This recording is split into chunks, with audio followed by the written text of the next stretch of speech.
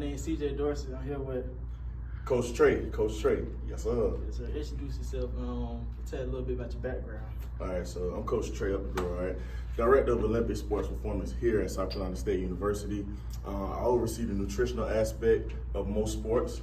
I also am over direct training of women's basketball, women's volleyball. I assist with every other major sport in the athletic department. But a little bit about my background, okay? I've been around a couple places, strength and conditioning-wise, Western Kentucky, military, Mississippi Valley State, Allen University, and I kind of had my hand in nutrition at most of all those schools, so it's a little bit about my background. I got a couple questions for you. So, what are the main responsibilities of your current position?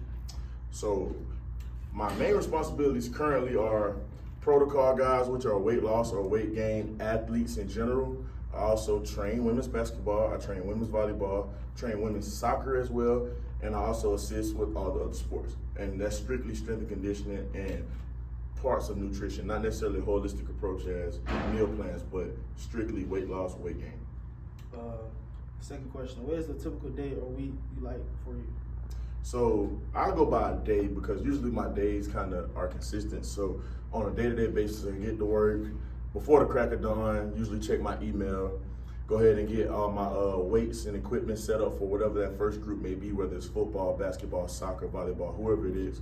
Go ahead and get the weight room set up for that first group, and then I initially just wait on the group. I try to clean up a little bit here and there. As far as after running groups, you know, I kind of sit down with my supervisor, we meet for the day, go over the good things, the bad, and, you know, just kind of figure out what we need to do better for the rest of the week. Okay. What do you like the most about your work and least?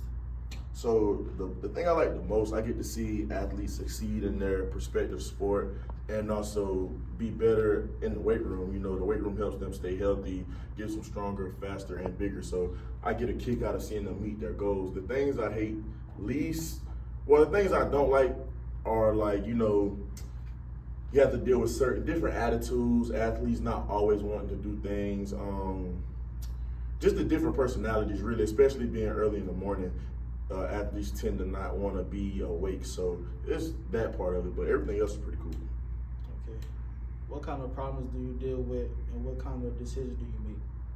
So the biggest problems we face are, from a weight room standpoint, maybe technique with a certain athlete, training age with a certain athlete, or necessarily, you know, attitude here and there. That's not a big one though. What's the other part of the question? Repeat it one more time. What kind of decisions do you make? Okay, yeah, the decisions. So usually decisions I make are like, if I have an athlete that's injured, I may have to prescribe them something different. Like, let's just say I have a knee injured athlete, I have to prescribe them some type of single leg squat or single leg movement to prevent them from having to use their other leg. Or I have to make tough decisions sometimes as far as, should I kick an athlete out of the weight room? Should I keep them in the session? That type of thing. So. How do you become interested in this field? Being around sports all my life. Seeing how important, you know, weight room, nutritional stuff, therapy, all that good stuff is, seeing how important it is, it just helped me, you know, grow a love for the field. And how did you begin your career? Right here at South Carolina State. Immediately after playing, I kind of got into strength and conditioning by trying to rehab my own injury, because I felt like the therapist that I had doing my rehab didn't do a very good job. So I tend to took that into my own hands and kind of just maneuvered my way through the field. Started interning here in 2018 and took off. Okay. How do most people get into this field, and what are common interest level jobs? So most people get into this field by most likely being around sports or having a love for fitness or like working out in general. An entry-level job in this field is more so like a professional internship or a graduate assistant job where you're earning your degree while working at the same time. Okay. What steps would you recommend for individuals who would like to prepare to enter this field? I would say do it for the passion, for the love. Don't enter this field for the money, and make sure you understand that you have to work with different personalities and different people, and understand that you have to handle that accordingly. You can't talk to everybody like you talk to your friends or something like that. What kind of education, training, or background does your job require? Education, you need a bachelor's degree for sure. Master's degree usually help you get head jobs. You need your certification as far as a certified strength and conditioning certification, and also you need your CPR, AED, first aid. What skills, ability, and personal attributes are essential to success in your job in this field? I'd say a big asset to being successful is patience.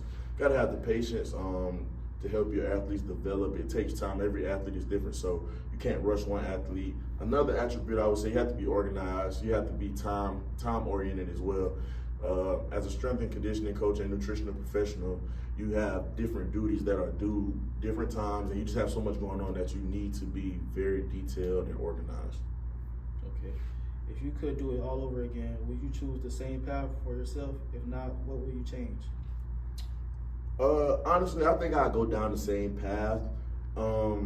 If I could change something, if I could, or if I would anyway, I would probably say I would have probably leaned more physical therapy route. Not saying I don't love what I do, but physical therapy, to be honest, they make more money, so. Okay. What advice would you give someone who is considering this type of job or field?